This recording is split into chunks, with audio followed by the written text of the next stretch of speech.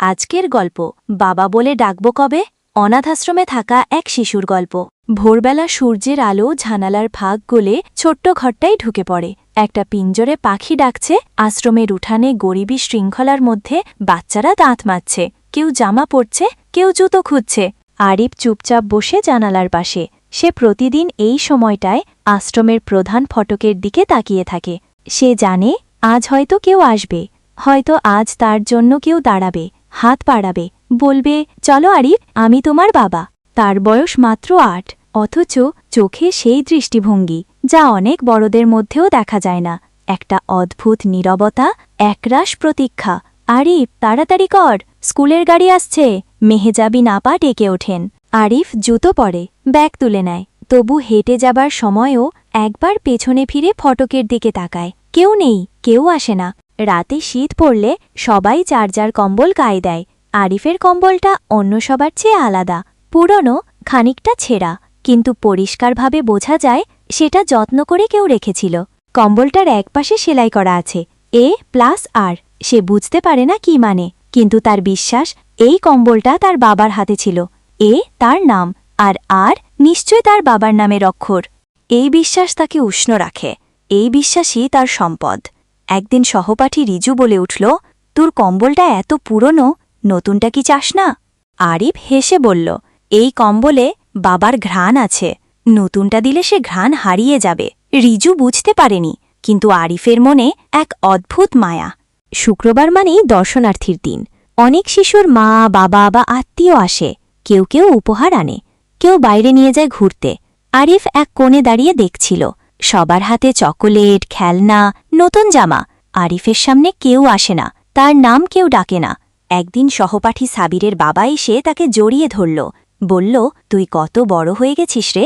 আরিফ তাকিয়ে রইল, মনে মনে ভাবল, যদি একদিন কেউ তার মাথায় হাত বুলিয়ে বলে, তুইও বড় হয়ে গেছিস, আমার ছেলে। কিন্তু সেই একদিন আসেই না। সন্ধ্যাবেলা খেলার সময় সবাই দল বেঁধে ক্রিকেট খেলে। কেউ লুকোচুরি, কেউ দৌড় প্রতিযোগিতা। আরিফ সব খেলার বাইরে। সে শুধু মাঠের এক প্রান্তে দাঁড়িয়ে বাতাসে দৌড়ায়, কারো হাত ধরে না, কেউ তার নাম নেয় না। সেভাবে বাবা থাকলে নিশ্চয় বলতো, আমার ছেলে। কিন্তু এখানে তার দৌড় কেবল বাতাসে হারিয়ে যায়। হঠাৎ একটা বৃষ্টি আসে, সবাই দৌড়ে ছুটে যায় ঘরের ভেতর।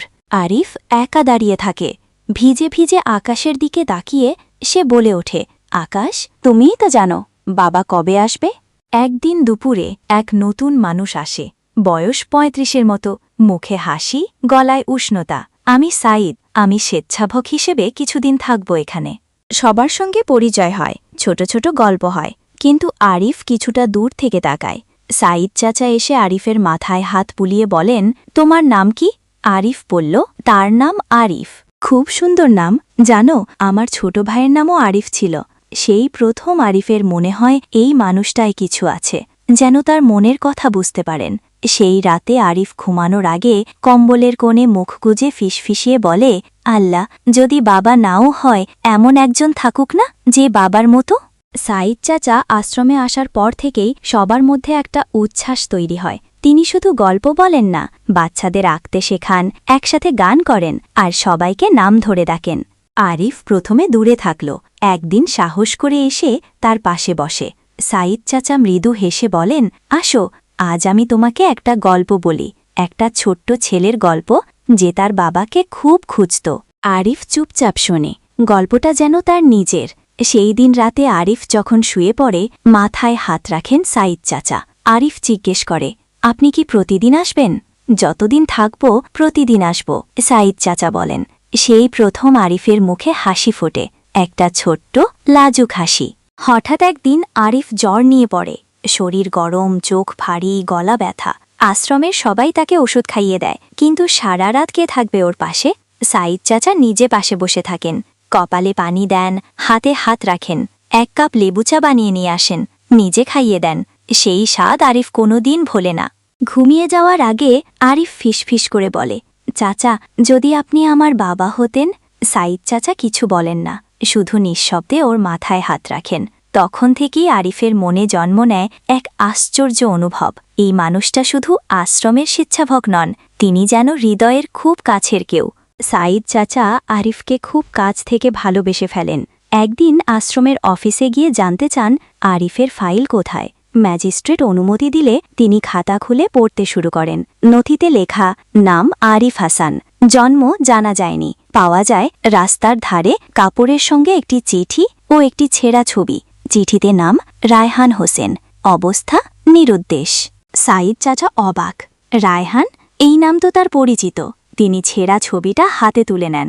ছবিতে একজন যুবক, কোলে একটি শিশু। আধা কাটা হলেও মুখটা অদ্ভুতভাবে চেনা মনে হয়। তিনি ধীরে ধীরে নিশ্চিত হতে থাকেন এই ছবির মানুষটা তারই এক পুরনো পরিচিত। সাঈদ চাচা ভাবতে থাকেন, এই রায়হান হোসেন কি সেই ব্যক্তি যিনি একসময় তার অফিসে কাঁদতে কাঁদতে বলেছিলেন, আমার ছেলে হারিয়ে গেছে। হ্যাঁ, বছর 5 আগে এক লোক এসেছিলেন, চোখের জল ফেলে বলেছিলেন তার ছেলেকে নাকি কেউ রাস্তা থেকে নিয়ে গেছে, কোথাও খুঁজে পাচ্ছেন না। তখন পুলিশে অনুসন্ধান হয়েছিল, কিন্তু কোনো হদিস মেলেনি। সেই লোক পরে আর খোঁজ করেননি। সাঈদ চাচা ফাইলের পুরনো ঠিকানাটা সংগ্রহ করেন। সেখানে লেখা গাজীপুর মেলহের পাড়া, বাড়ি নং 104C। তিনি ঠিক করেন এই ঠিকানায় তিনি নিজে যাবেন, কারণ এখন আরিফের চোখের প্রতীক্ষা। শুধু আরিফের নয়, এটা এখন সাঈদ চাচার নিজের হৃদয়ের ডাক। আরিফ এখন নিয়মিত ছবি আঁকে। একদিন সে একটি বিশেষ ছবি আঁকে। একজন লোক, মুখে হালকা দাড়ি, হাতে একটা ঘড়ি, কোলে একটি শিশু। ছবিটা সে নিজে বানিয়েছে কল্পনায়, কিন্তু এটা দেখে সাঈদ চাচার চোখ ছলছল করে ওঠে। এই লোকটাকে জিজ্ঞেস করেন তিনি। আরিফ জবাব দেয়, আমি জানি না, কিন্তু আমি স্বপ্নে প্রায়ই দেখি উনি আমার বাবা। সাঈদ চাচা শব্দ হারিয়ে ফেলেন। ঘরের বাতাস ভারী হয়ে ওঠে, যেন চোখের জল দিয়ে কেউ একটা অজানা সম্পর্ক গেঁথে দিচ্ছে। সাঈদ চাচা আর দেরি করেন না। পরদিন ছুটির দিনে রওনা হন গাজীপুরের উদ্দেশ্যে। ঠিকানা হাতে, বুক ভরা আশা আর চোখে অনেক প্রশ্ন। রায়হান হোসেন নামটা তার হৃদয়ে গেঁথে গেছে। তিনি ভাবছেন, যদি এই মানুষটাই আরিফের বাবা হন, তাহলে কেন ফিরে আসেননি? কোথায় হারিয়ে গেলেন এতদিন? তিনি পৌঁছান মেহেরপাড়ার নির্দিষ্ট ঠিকানায়। পুরনো ঘর, সামনের উঠোনে কয়েকটা বাচ্চা খেলা করছে। তিনি দরজায় কড়া নাড়েন। এক বৃদ্ধ মহিলা দরজা খোলেন। আপনারা কি রায়হান হোসেনকে চিনেন? মহিলা চমকে বলেন, রায়হান তো এই বাড়ির ছেলে। অনেক বছর আগে ঢাকায় গিয়ে কাজ করত, তারপর হঠাৎ একদিন পাগলের মতো ফিরে আসে, বলে তার ছেলেকে কেউ কেড়ে নিয়েছে। কিছুদিন পরেই সে মানসিকভাবে ভেঙে পড়ে। সাঈদ চাচা স্তব্ধ হয়ে যান। মহিলা বলেন, তারপর সে ঢাকা ছেড়ে কোথায় যেন চলে যায়। অনেক বছর কেটে গেছে, একটি নতুন দিশা খুলে যায়। রায়হান হারায়নি, হারিয়ে দেওয়া হয়েছিল। সাঈদ চাচা আশ্রমে ফিরে এসে আবার ফাইল ঘাটেন।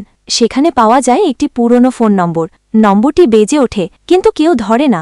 2 দিন পর হঠাৎ একটি ফোন আসে। আপনি কি কারো খোঁজ করছিলেন? আমি রায়হান। সাঈদ চাচার কণ্ঠ জমে ওঠে। আপনি কি আরিফের বাবা? ওপাশে নিঃশব্দ, তারপর ভাঙা গলায়, আরিফ। আমি কতদিন ধরে শুধু এই নামটাই শুনতে চেয়েছি। সাঈদ চাচা বলেন, আমি তাকে চিনি। সে এখন সুস্থ সুন্দর আছে, কিন্তু সে প্রতিদিন অপেক্ষা করে। রায়হান কাঁদতে কাঁদতে বলেন, আমি যাব, আমি এখনই যাব। সেই রাতটা ছিল অদ্ভুত। আরিফ ঘুমের মধ্যে স্বপ্ন দেখে। একজন লোক দরজার সামনে দাঁড়িয়ে আছে, হাতে পুরনো কম্বল, চোখে জল। লোকটি বলে, আমি তোমার বাবা। আরিফ দৌড়ে গিয়ে জড়িয়ে ধরে তাকে। হঠাৎ ঘুম ভেঙে যায়। ঘুম ভেঙেই ওর চোখে জল। সে জানে না এটা শুধু স্বপ্ন না বাস্তব। কম্বলটা আঁকড়ে ধরে সে ফিসফিস করে, আল্লাহ, যদি সত্যি হয়। রায়হান একটি চিঠি লেখেন আরিফের উদ্দেশ্যে। প্রিয় আমার ছেলে, আমি জানি তুমি আমাকে চিনো না, আমি তো তোমার পাশে থাকিনি, কিন্তু আমি প্রতিদিন তোমার মুখ কল্পনা করে বেঁচে আছি।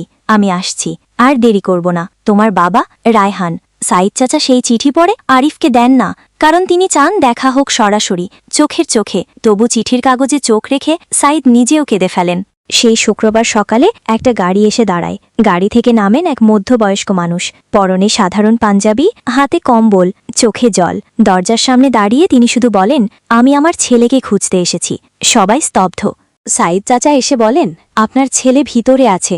সে প্রতিদিন এই দরজাটার দিকে তাকিয়ে থাকত, আপনাকে খুঁজে। রায়হান হাঁটতে হাঁটতে এগিয়ে যান। আরিফ তখন আঙিনায় খেলছিল। হঠাৎ থমকে দাঁড়ায়। সে চেয়ে দেখে একজন মানুষ, চোখে অদ্ভুত চেনা আলো, হাতে তার প্রিয় কম্বল। আরিফের চোখে জল। সে ধীরে ধীরে কাছে এসে বলে, তুমি কি আমার বাবা? আরিফ তাকিয়ে আছে সেই লোকটার চোখে, যে হাত বাড়িয়ে বলছে, আমি তোমার বাবা। এক মুহূর্ত যেন স্থির হয়ে থাকে। পেছনে সবাই নীরব, বাতাসও থেমে গেছে যেন। রায়হান হাঁটু গেড়ে বসে বলে, আমি রায়হান, তোমার বাবা। আমাকে চিনতে পারোনি, কিন্তু তুই যে আমার ছেলে তাতে কোনো সন্দেহ নেই। আরিফ এগিয়ে এসে তার মুখ ছুঁয়ে দেখে, চোখে জল, ঠোঁটে কাপা হাসি। তারপর সে জড়িয়ে ধরে শক্ত করে, যেন এক জন্মের শূন্যতা সে এই এক অবদ্ধতায় পূর্ণ করে দিতে চায়। সবার চোখ ভিজে ওঠে। সাইদ চাচা পাশে দাঁড়িয়ে ভাবেন, এইটুকু শিশুর চোখে আমি প্রতিদিন যে প্রশ্ন দেখেছি, আজ তার উত্তর সে পেয়ে গেছে। রায়হান আশ্রম কর্তৃপক্ষের সঙ্গে কথা বলেন। আইনি কাগজপত্র, পরিচয় নিশ্চিত করার পর তারা অনুমতি দেন আরিফকে নিজের সঙ্গে নেওয়ার। কিন্তু আশ্রম ছাড়তে গিয়ে ফিরে তাকায়, এই ঘর, এই বন্ধু, সাইদ চাচা, সবাই তো তার আপন। আমি যেতে পারবো তো সবাইকে ছেড়ে? সে চুপি চুপি জিজ্ঞেস করে। সাইদ চাচা ওকে বুকে জড়িয়ে বলেন, তুই যেখানে যাবি ওটাই তোর ঘর হবে, কিন্তু আমরা তোকে কখনো ভুলব না। আরিফের সুটকেসে জামাকাপড় ছাড়াও ভরা থাকে পুরনো কম্বল, কিছু ছবি, একটা চিঠি আর বুক ভরা স্বপ্ন। রায়হানের বাড়ি ছোট কিন্তু পরিচ্ছন্ন। ঘরে ঢুকেই দেয়ালে টাঙানো একটা ফ্রেম, আরিফের ছোটবেলার সেই ছেঁড়া ছবিটা এখন নতুন করে বাঁধানো। আরিফ চমকে ওঠে, তুমি এটা রেখেছিলে? রায়হান মাথা নিচু করে বলেন, এটাই তো তোর একমাত্র চিহ্ন ছিল। ঘরের এক কোণায় রাখা নতুন খাট, নতুন বই, সবই ওর জন্য। আরিফ রাতে ঘুমাতে গিয়ে জিজ্ঞেস করে, তুমি আমাকে ছেড়ে চলে যাবে না তো আর? রায়হান কাঁদতে কাঁদতে বলে, তোর হাত ধরে আমি মরতে চাই, তোর থেকে দূরে নয়। নতুন স্কুলে ভর্তি হয় আরিফ। শুরুতে ভয় পায়, লজ্জা পায়, কিন্তু পাশে বাবার হাত। স্কুলের ফর্মে নাম লেখার সময় রায়হান কলম তুলে লেখেন, নাম আরিফ হাসান, পিতার নাম রায়হান হোসেন। এই নামটা দেখে আরিফের বুক কেঁপে ওঠে। বাবার নাম এবার শুধু মুখে নয়, কাগজেও নিজের সঙ্গে। স্কুল থেকে ফিরে সে বাবাকে জড়িয়ে ধরে, আজ আমি ফর্মে লিখেছি বাবা আছেন। রাতে আবার সেই পুরনো কম্বলের নিচে আরিফ ঘুমায়। বাইরে বৃষ্টি পড়ে, হালকা বাতাস। রায়হান এসে মাথায় হাত রাখে। আরিফ ঘুমের মধ্যে ফিসফিস করে বলে, বাবা আমি আর সেই দরজার দিকে তাকিয়ে থাকি না। রায়হান মুচকি হাসেন, চোখে জল।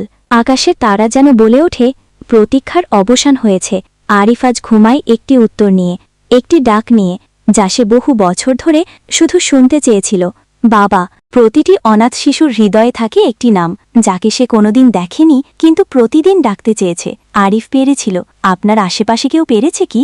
যাই হোক, আজকের গল্পটি এ পর্যন্তই। যদি গল্পটি ভালো লেগে থাকে তাহলে অবশ্যই লাইক, কমেন্ট, শেয়ার এবং চ্যানেলে নতুন হলে আমাদের চ্যানেলটিকে সাবস্ক্রাইব করে রাখবেন। ধন্যবাদ।